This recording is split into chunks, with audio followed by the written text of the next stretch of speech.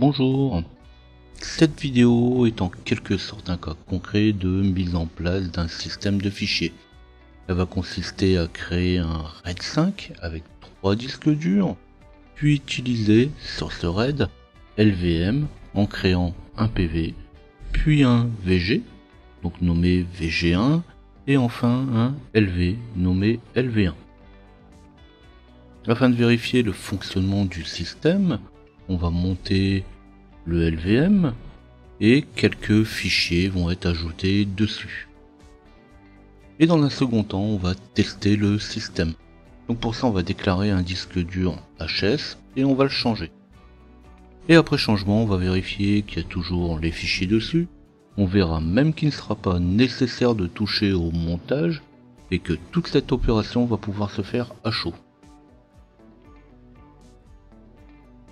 Je ne rentrerai pas dans la description du système ou de LVM, j'ai déjà fait plusieurs vidéos là-dessus. L'idée ici est bien de faire un RAID 5 et ajouter dessus une couche LVM et vérifier que tout ça fonctionne. Alors généralement on préférera directement faire du RAID avec LVM, ce qui va éviter de mettre deux couches logicielles l'une sur l'autre. Malheureusement, il faut le dire, LVM est relativement maîtrisé.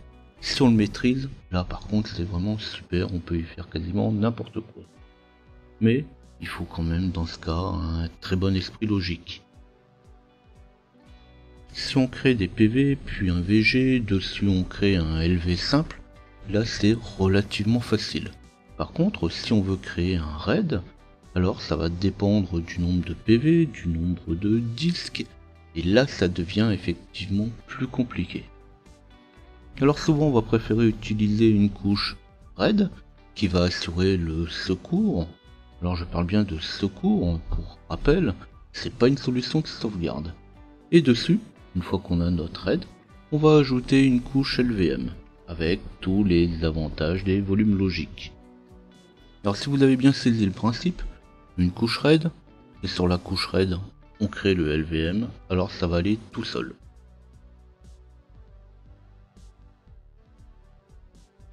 Donc de manière logique, on va commencer par la couche RAID. Donc je passe rapidement dessus, il existe deux types de systèmes, la version matérielle et logicielle. Pour matériel, c'est dans le setup que ça se passe, et pour la version logicielle, ça se fait au niveau du système à proprement parler. Pour le matériel, c'est un contrôleur BIOS qui s'en charge, donc on pourra alors installer n'importe quoi dessus, puisque c'est le BIOS qui se charge de dire voilà, j'ai un disque, tout simplement, et pour le système c'est complètement transparent. Pour la partie logicielle, il faut bien évidemment que le système soit chargé pour pouvoir le gérer. Alors comme pour LVM, ça se fait principalement au niveau du noyau. Généralement pour Linux, il suffit juste de séparer le dossier boot du reste. Alors pour en avoir déjà parlé, un système se réinstalle, les données de l'utilisateur par contre elles ne se récupèrent pas. Donc en réalité c'est pas le système que je vais protéger, en réalité c'est les données de l'utilisateur. Ici je vais prendre une Debian, mais c'est pareil que pour les autres systèmes. Sur Microsoft de toute façon il n'y a pas de LVM, et là j'ai déjà montré comment ça marche. Donc je vais faire un fdisk pour vérifier mon système. Alors là on va voir que j'ai bien mes disques qui sont dessus, je retrouve mon SDA qui est mon disque avec mon système d'exploitation, je retrouve 3 disques, SDB, SDC, SDD, et j'ai déjà mis un quatrième disque qui me servira tout à l'heure pour pouvoir faire mes différents essais. Alors bien sûr ce quatrième disque on pourrait très bien le brancher à chaud si votre serveur permet de le brancher à chaud. Et sinon on pourrait très bien le faire toute cette opération en arrêtant le système, retirant le disque qui est malade et mettre le nouveau. Alors ensuite je peux aussi compléter avec un DF et là on va bien voir qu'effectivement j'ai rien de monté. Alors comme on va faire de l'installation, effectivement il faut être en administrateur. De toute façon, pour pouvoir faire du RAID, pour pouvoir faire du LVM, de toute façon toutes ces opérations se font en administrateur. Alors je vais commencer par configurer les disques avec mon fdisk /dev/ldb. Je ferai la même chose avec le dev sdc, avec le dev sdd. Et là je vais créer une partition. Donc sur les 3 disques, je vais faire un n pour pouvoir lui dire de créer une nouvelle partition. Et puis je vais tout laisser par défaut. Entrée, entrée, entrée. Il est évident que si vous aviez des disques de taille différentes, on va créer des partitions d'une même taille. C'est pour cette raison qu'on va faire un RAID sur des partitions. Bien sûr, je pourrais faire un RAID directement sur le disque. Et quand j'ai terminé, quand j'ai créé ma partition, je quitte fdisk avec un W. Alors bien sûr, vous pouvez faire ça avec ce que vous voulez. Si vous préférez faire du gparted, utilisez gparted ou même parted tout court. Une fois que j'ai créé mes disques, une fois que j'ai créé mes partitions sur le SDC, SDD, SDB, alors bien sûr là je le fais pas pour le SDE, je le ferai après, parce que l'idée est de dire, voilà, en temps normal, le 4ème disque n'y est pas. Et je vérifie mes partitions avec un fdisk-l, et on retrouve bien mon SDB1, SDC1, SDD1.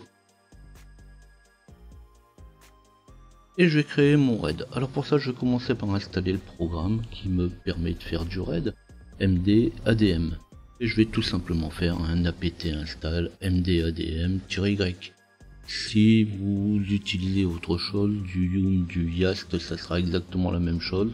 Le programme est un programme standard qui fonctionne de toute façon avec le noyau. Donc comme le RAID est dans le noyau, eh bien on va voir que au moment où on l'installe, on a bien la recompilation de l'unité RD. Ça c'est logique puisque de toute façon j'en ai parlé, le RAID se fait au niveau du noyau. Et puis je vais pouvoir créer mon RAID avec une commande mdadm-create qui va dire je vais créer mon RAID. Le RAID je vais l'appeler /dev/md0. Si vous aviez plusieurs RAID, vous pourriez très bien avoir un MD0, MD1 et puis avoir justement une organisation en MD. Level 5. Donc là je vais lui dire que je vais faire du RAID 5. Et puis je vais lui donner le nombre de disques de mon RAID. RAID devices égale 3. Puisqu'on a dit au début qu'on créait un RAID avec 3 disques. Si j'avais 8 disques, je pourrais très bien créer un RAID avec 8 disques. Et là je ferais pas du level 5, je ferais du RAID Z. Et je termine en lui donnant quel disque ou quelle partition je vais intégrer à mon RAID. /dev sdb1, /dev sdc1, /dev sdd1. Donc c'est ce que je disais tout à l'heure, ici j'utilise des partitions. Je crée mon RAID, il va me dire que mon RAID est créé et je vais utiliser une commande mode probe RAID 5 ou mode probe md pour forcer le système à prendre en compte le nouveau matériel. Alors, je parle bien de matériel, même si c'est un RAID logiciel, même si c'est un logiciel qui le crée, le dev md0 est considéré comme un nouveau matériel. Pour le système, pour les autres programme, pour ce qui va arriver derrière, par exemple le LVM, le MD0 n'est rien d'autre qu'un matériel comme un autre. Et je vais pouvoir vérifier si mon RAID est bien démarré avec un cat/proc/mdstat qui lui va m'afficher tout simplement l'état de mon RAID actuel. Alors comme on va le voir plus loin, vous pouvez aussi profiter de vérifier la création du recovery. Là, il va nous dire au fur et à mesure qu'on va avancer à quel état est le recovery. Et là, j'ai fini avec le RAID.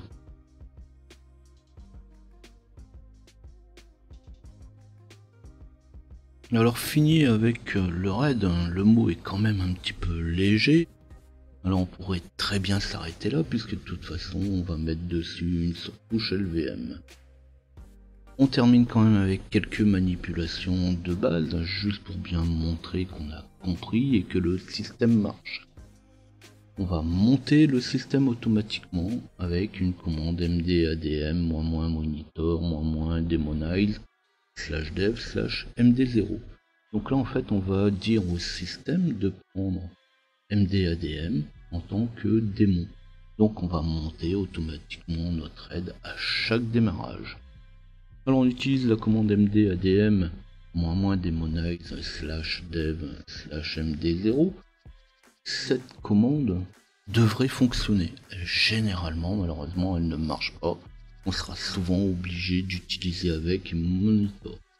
Donc si je fais un mdadm -demonize -monitor /dev /md0, il va me dire que le demonize ne peut pas être comme premier argument.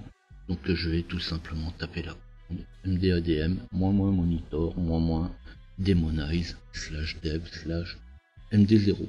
De toute façon, on peut directement la taper. De toute façon, c'est ce que je dis. Généralement, si on n'utilise pas -monitor, ça ne marche pas. Donc là, on a créé tout simplement le montage automatique de mon MDADM. Mais on peut vérifier de toute façon les informations sur le disque, la partition, le système, c'est comme vous voulez, avec une commande fdisk-l.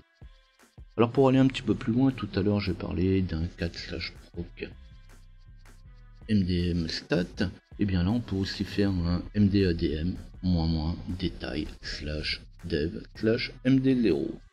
Et là on va voir tout le détail du RAID avec la taille disponible, donc 2/3 du système environ, puisque le reste est utilisé par le système RAID lui-même. On peut voir l'état du RAID qui est en cours de reconstruction, le rebuild statut. On verra que de toute façon, quand la reconstruction, la construction du RAID, la synchronisation, vous l'appelez comme vous voulez, et bien de toute façon, ça va disparaître une fois que de toute façon mon RAID sera synchronisé. Donc c'est aussi une autre manière de voir l'état de la reconstruction de mon RAID. Alors pour le reste, on pourrait très bien encore formater ma partition avec un mkfs.ext4 ou ext3 /def md0. Mais bon, ça sert à rien puisque de toute façon, je vais mettre un LVM dessus. Mais si on s'arrête là, on pourrait tout simplement le monter dans le fstab. Mais là, je vous invite à voir ma documentation et ma vidéo là-dessus. Alors ici, je vais pas faire le mkfs, de toute façon, ça sert à rien, puisque mon LVM va détruire le système de formatage et toutes les données, s'il y a des données, sur mon RAID.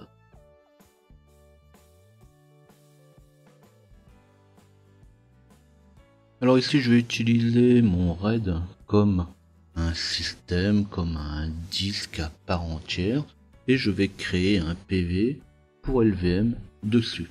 Il faut bien voir ça comme deux systèmes totalement indépendants l'un de l'autre. Donc là, comme je l'ai dit plus tôt, si vous avez compris ça, ça va tout seul. Si vous avez compris que je fais un RAID d'un côté et je fais un LVM de l'autre, tout va tout seul. Alors il faut voir aussi ce cas concret comme deux tutos en un. Donc pareil, si vous n'arrivez pas à suivre tout sur le LVM, si vous avez du mal à comprendre l'utilisation, vous n'aurez par contre pas de mal à retrouver plus en détail LVM dans mes vidéos précédentes. Alors justement, je vais aller assez vite là-dessus. Et je vais commencer par installer mon LVM avec un apt install lvm2-y, où on peut utiliser yum, yast, dnf. Tout ça si ce n'est pas encore fait, parce que généralement, LVM est déjà installé sur le système. Mais rien n'empêche d'en créer un deuxième LV ou un deuxième VG. Et je peux déjà vérifier ce qui est déjà présent. Donc, même si vous avez quelque chose, vous pouvez très bien faire comme si de rien n'était. Je vais pouvoir vérifier si j'ai déjà des PV avec un PVS, VGS ou LVS. Et là, une fois que mon LVM est bien installé, je vais pouvoir passer à la création de mon LV. Alors si au passage vous avez une erreur, comme ici file descriptor 3, alors parfois ça peut être 4 ou 5, ça va dépendre du run level en cours. Il s'agit d'un bug lié à LVM et le run level. En fait, C'est tout simplement parce que le module du noyau n'a pas été complètement chargé comme il faut. Alors tout simplement, si l'erreur vous gêne, vous pouvez rebooter et là ça va supprimer l'erreur. Donc là je vais le faire, comme ça va bien vous montrer qu'effectivement il n'y avait pas d'erreur particulière et je vais faire un init 6. Quand j'aurai fait mon init 6, je vais attendre quelques secondes et je vais me reconnecter. Quand je serai reconnecté, je vais pouvoir faire un PVS pour lister mes PV, LVS pour lister mon volume ou un VGS pour mon groupe. Et là on voit bien qu'il n'y a plus d'erreur.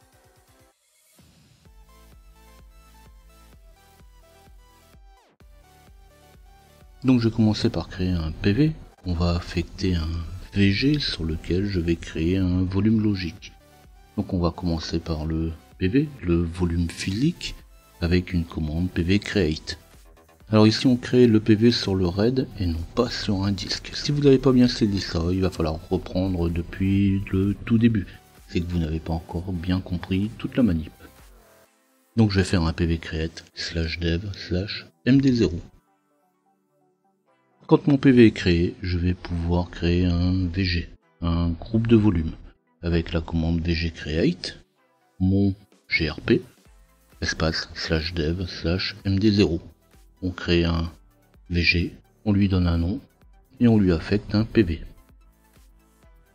Alors comme au début on avait dit VG1, et bien je vais tout simplement faire un VG rename, avec un VG rename, mon GRP, espace VG1.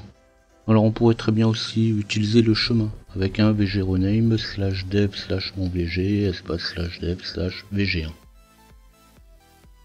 On continue avec le volume logique. Je reviens pas sur les commandes et les différentes possibilités, donc je vais faire un lvcreate-l 100% free -n lv1 vg1. Donc là je vais créer un volume logique qui va prendre 100% de l'espace. Mais après ça c'est juste de l'organisation, c'est à vous de voir ce que vous voulez faire avec votre volume logique, connaissant toutes les possibilités liées au volume logique. Donc PV, PG, LV, il faut surtout pas se tromper dans les noms. Ici j'ai un PV1, j'ai un LV1, VG1, donc effectivement attention avec ces manipulations et ces noms. Et là par contre cette fois je vais terminer en formatant ma partition, donc je vais faire un mkfs.ext4. Donc là on peut formater une partition LV comme n'importe quelle autre partition. Espace /dev vg1/lv1. Alors ici je vais pas aller beaucoup plus loin parce que de toute façon j'ai pas trop de temps pour pouvoir faire ça. Mais effectivement là je vais le monter avec une commande mount /dev/vg1/lv1/mnt. Mais on pourrait très bien le monter directement dans le fstab. Et puis je vais créer deux fichiers sur mon LV avec un IPA chevron /mnt/ip.txt. Donc je vais injecter le contenu de la commande IPA dans un fichier ip.txt. Je vais faire la même chose avec un fdisk-l chevron /mnt/fdisk.txt. Donc effectivement je vais mettre l'état de mes disques dans un fichier fdisk.txt. Alors on peut terminer, on peut continuer avec des commandes comme df, comme un cd/mnt et puis faire un ls-l pour vérifier qu'effectivement on a bien créé les fichiers au bon endroit. Alors maintenant je vais pouvoir faire un mdadm-détail /dev/md0 pour voir si effectivement ma séquence de build, de rebuild, ma synchronisation est terminée ou non. De toute façon, j'ai terminé le montage, j'ai terminé mes différents fichiers à créer, mon volume logique, je n'ai plus qu'à effectivement tester mon système. Donc là, je vais être obligé d'attendre qu'il n'y ait plus de rebuild dans la commande mdadm-détail /dev/md0.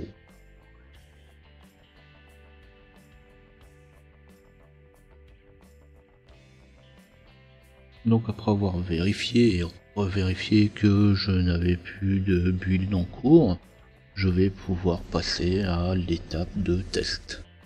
Alors ça va sans le dire, l'appairage des disques peut prendre plusieurs heures. En fait, ça va dépendre des performances, ça va dépendre de la taille des disques, ça va dépendre du contrôleur de disque, mais aussi de l'emplacement physique. Bon, pareil, j'ai pas le temps pour discuter de tout ça. Si un des disques tombe en panne pendant cette création, pendant cette phase d'appairage, évidemment, il n'y a aucun secours, alors on attendra donc un moment avant de se lancer dans l'utilisation du RAID. Justement, j'ai fait une petite coupure entre les deux pour laisser se terminer la synchro. Alors bien sûr aussi, ces tests ne sont pas sur de la production. Évidemment, on le fait pour les essais, et il faut connaître de toute façon comment fonctionne le système avant de se mettre en production. Alors ici on va remplacer un des disques, n'importe lequel des trois. Donc justement je reviens pas sur l'utilisation du RAID, de toute façon l'appairage se fait sur les trois disques. Donc on peut très bien perdre n'importe lequel des trois, ça fonctionnera exactement de la même manière.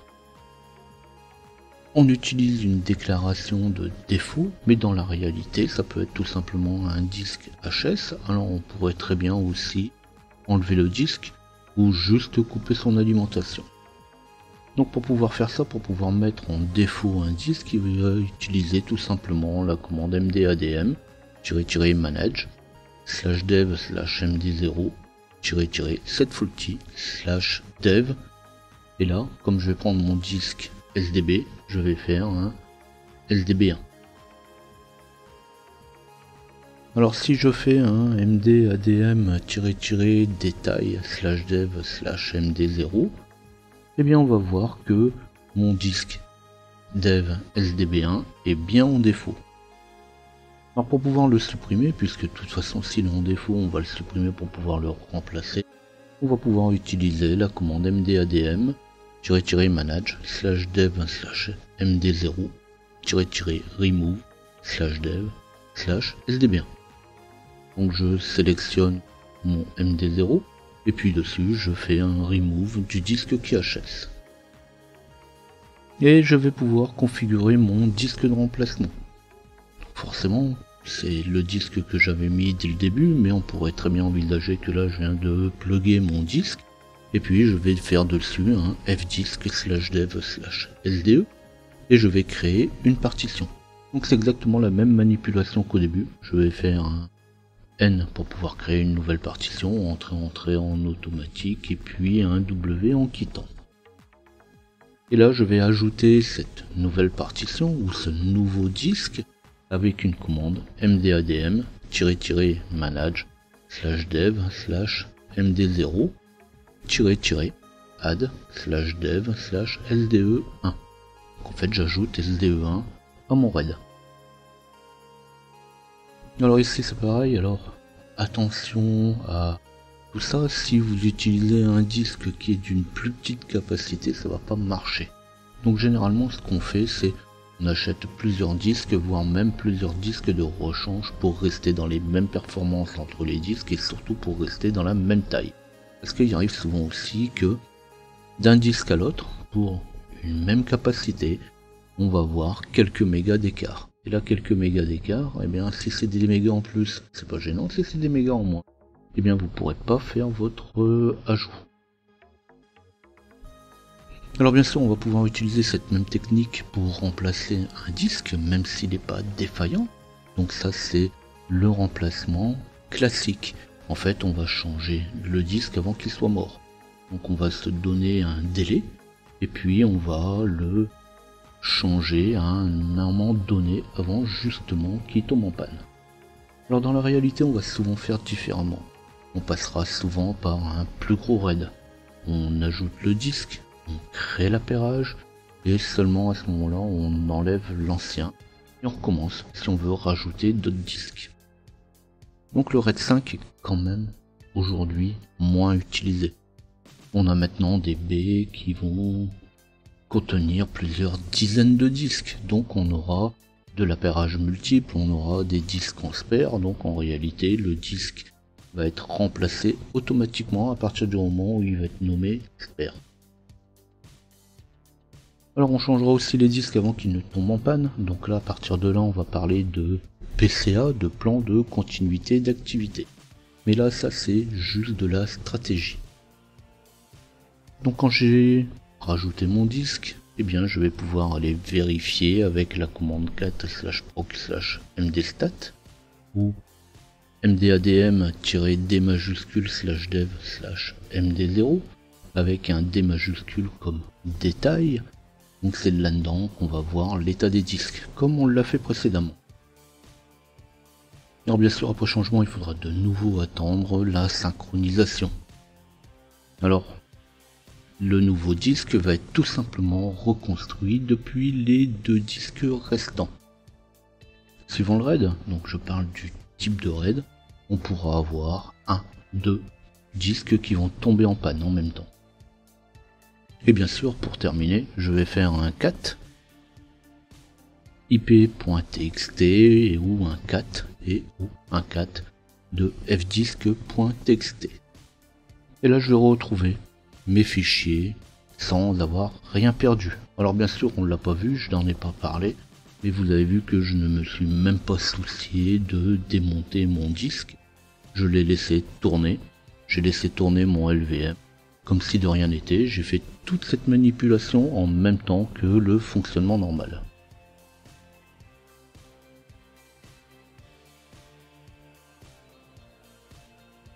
Alors encore une fois, ça a été vite, mais il faut dire que ce n'est que de l'application de choses qui ont pu être vues séparément. Alors il n'y a rien de très compliqué là-dedans, on pourra entendre pas mal de choses de part et d'autre. Bien sûr, chacun pourra motiver ses choix suivant ce qu'il en pense, mais aussi suivant ses besoins. Alors j'insiste jamais assez là-dessus, il faut savoir ce qu'on fait. L'idée n'est pas forcément de savoir tout faire, mais de savoir ce qu'on est en train de faire. De toute façon, c'est le seul moyen de savoir comment combiner, comme ici par exemple, les différentes technologies. Si cette vidéo vous a plu, vous n'oublierez pas de liker. Abonnez-vous à la chaîne si vous désirez retrouver mes prochaines vidéos. Tapez LJP Info dans votre navigateur si vous désirez me retrouver ou retrouver mes documents. Si vous avez des questions, si vous avez des suggestions, n'hésitez pas à les laisser. A bientôt.